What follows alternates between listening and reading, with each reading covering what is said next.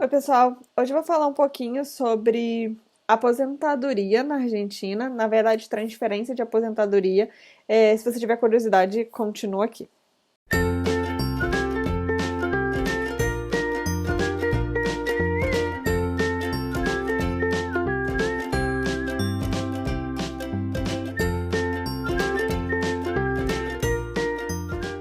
Eu já fiz um outro vídeo falando sobre documentação e eu vou fazer esse vídeo falando sobre transferência de aposentadoria porque foi algo que aconteceu com a gente e porque a gente precisou trazer um parente do Brasil. E a princípio na internet você encontra muita coisa sobre Estados Unidos, Europa, agora então Portugal tá bombando assim de informação. Você encontra muito pouco sobre Argentina, Mercosul em geral. E parece muito fácil, mas no final resultou que não foi tão fácil, talvez porque a gente não tenha tido tantas informações. Mas vamos lá. A gente precisou trazer uma pessoa do Brasil, com isso fazer a transferência de aposentadoria dessa pessoa.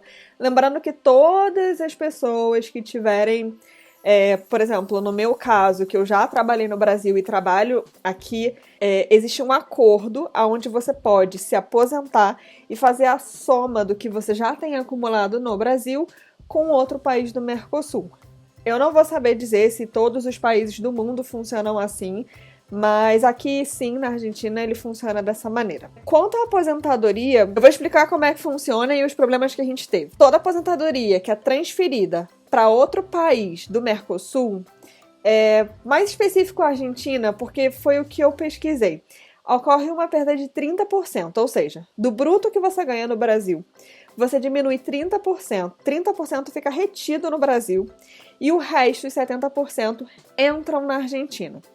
Toda transferência ela não é feita em real nem peso argentino. Então, de real, esse valor vai para dólar, ele entra aqui em dólar, e sim, aqui temos contas que são dolarizadas. Então, você sim receberia em dólar, de real a dólar e de dólar a peso. Então, isso daí já te gera uma perda de dinheiro, porque à medida que você vai fazendo vários câmbios, você vai perdendo sim dinheiro, além dos 30% que ficam retidos no Brasil. Bom, se você recebe aposentadoria, se você conhece alguém que recebe, essa pessoa ela está vinculada a uma agência. Então, por exemplo, no nosso caso, era no Rio de Janeiro uma agência específica. Essa é a agência que vai ficar responsável por todos os trâmites. Existem documentos na internet, os formulários não são tão difíceis de achar. Basicamente você imprime um formulário, preenche para onde você quer que seja destinada essa aposentadoria e aí começam as primeiras dificuldades. Cada país ele é vinculado a uma agência do INSS. A Argentina especificamente ela é vinculada a uma agência que está em Florianópolis. Ou seja, por mais que você more no Rio e você entregue toda essa documentação no Rio, essa documentação ela sim deve ser enviada a essa agência de Florianópolis, que é responsável pela Argentina.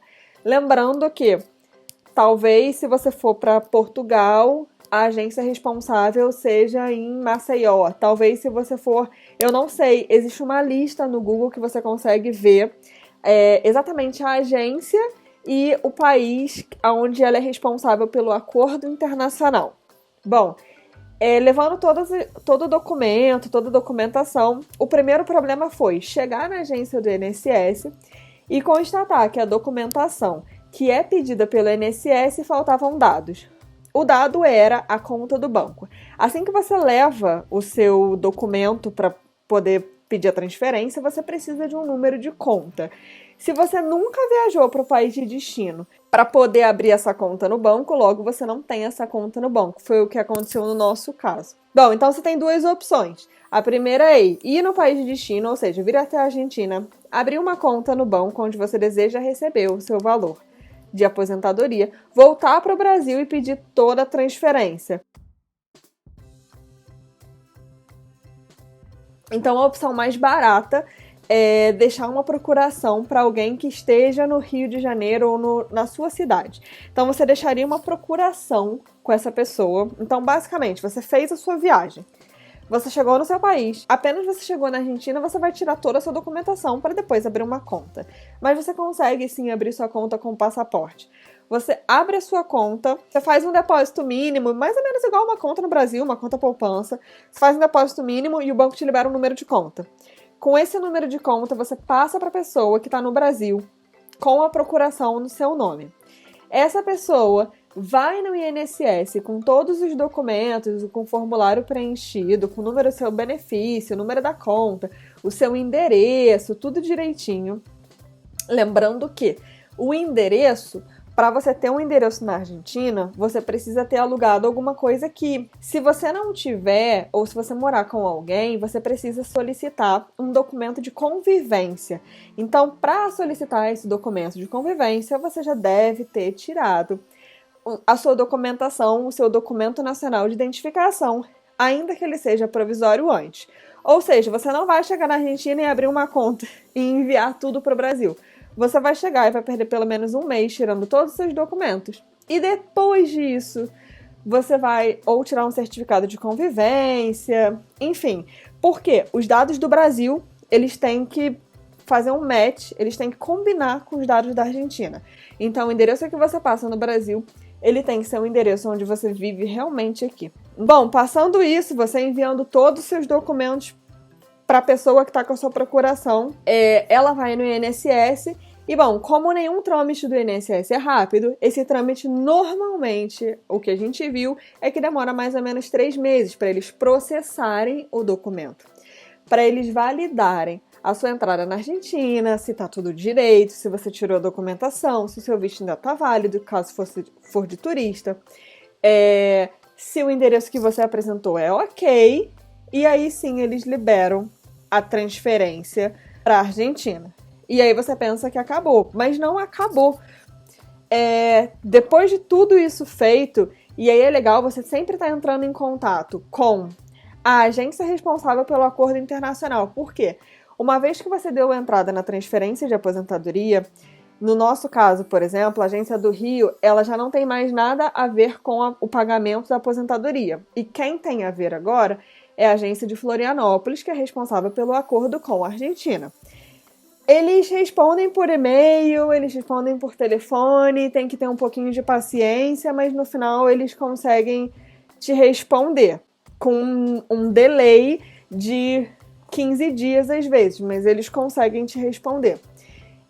Existe um lugar onde você pode acompanhar que se chama meuinss.com e é legal também saber que se você não tem cadastro no meuinss.com, faça antes de sair do Brasil, porque a senha você cria na agência do INSS onde você recebe a sua aposentadoria. Então, se você não tem cadastro, faça antes de sair do Brasil, para você pelo menos controlar como anda o seu trâmite, se já foi aprovado, se está esperando.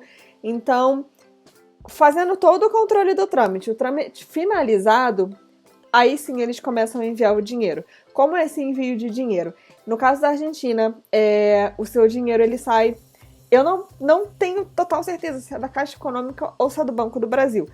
Mas ele sai do Brasil, ele chega no Banco La Nación, que seria o banco da Argentina, e de aí ele vai para onde você tiver conta. Se você tiver conta nesse próprio banco, ele já entra aí. Se você tiver conta no Banco Galícia, no Credit Corp, no ICBC, no HSBC, no Santander, ele desvia para esse lugar sem nenhuma perda de dinheiro nem nada, é uma transferência. Você consegue receber no seu banco, porém, no nosso caso, o primeiro problema foi que o INSS ele demora muito a enviar o dinheiro. Então, por exemplo, um trâmite que foi finalizado em dezembro de 2018, ele demorou pelo menos 8 meses, 6 a 8 meses, para vir a primeira remessa.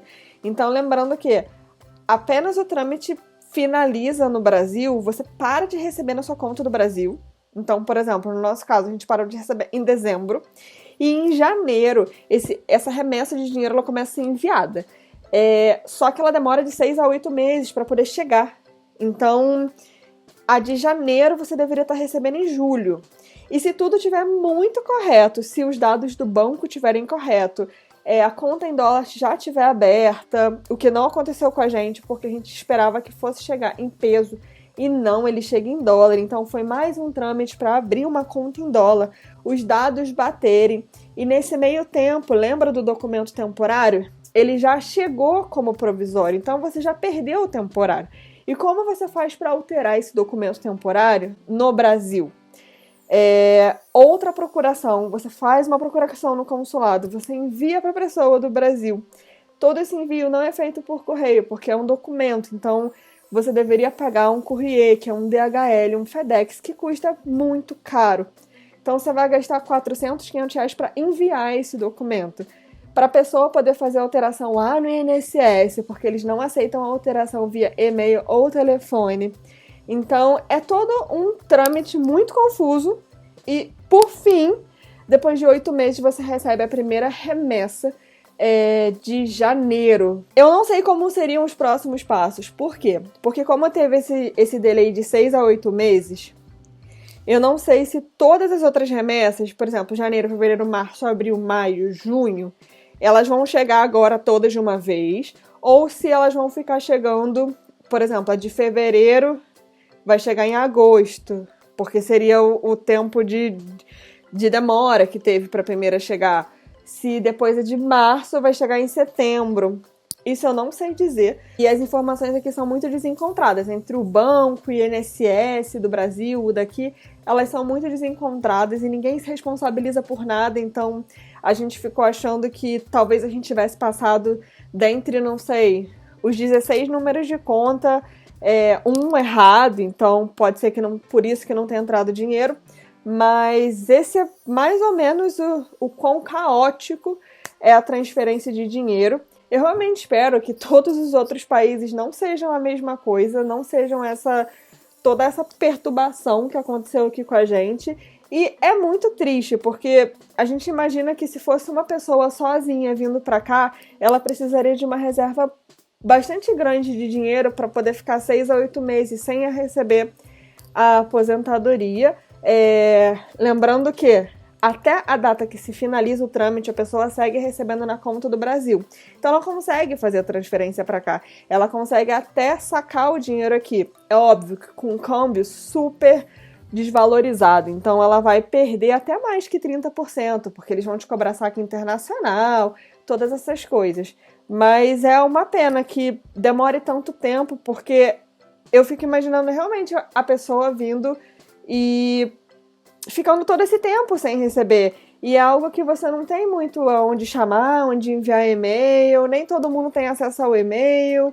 É muito complicado para um aposentado.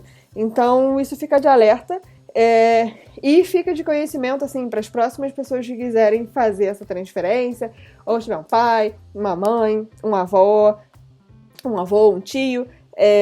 Espero ter ajudado com esse vídeo. Eu já falei demais. Até o próximo vídeo. Não esquece de deixar seu like e se inscrever no canal.